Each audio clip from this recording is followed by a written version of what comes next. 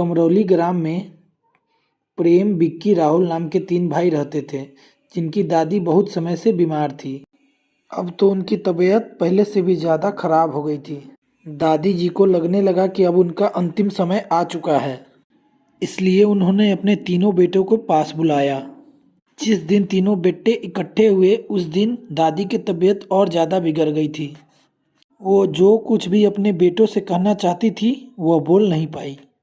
दादी जी ने इशारे से अब कलम मांगी और वो एक कागज पर कांपते हाथों से कुछ लिखने लगी।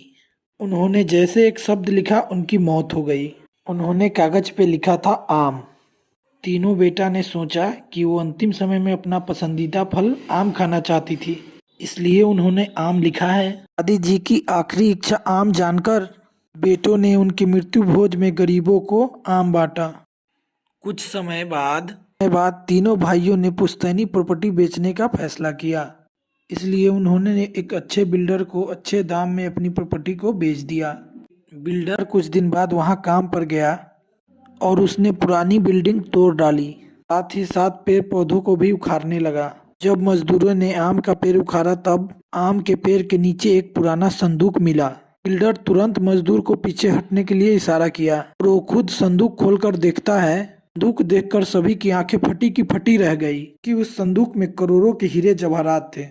बिल्डर खुशी के मारे पागल हो जाता है, क्योंकि जितने की प्रॉपर्टी नहीं थी, कहीं ज्यादा कीमत वाले खजाने पर अब उसका हक था। तब इसके बारे में तीनों भाइयों को पता चलता है, उन्हें बहुत पछतावा होता है। तीनों भाइयों ने कोर्ट कचहरी के चक्कर भी लगाए, लेकिन फैसला बिल्डर के हक में आता है।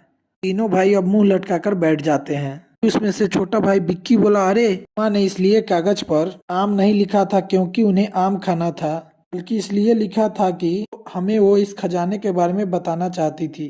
बेटे अब सोचने लगे कि हमने बचपन में इस आम के पेड़ के पास बिताया, तो अब सोचने लगे कि हम जीवन भर पेड़ के आसपास रहे, खेले कूदे। बचपन भी इस पेड़ के नीचे गुजरा, भी हमें कुछ नहीं पता था और अंत में हमारे हाथ से खजाना भी निकल गया।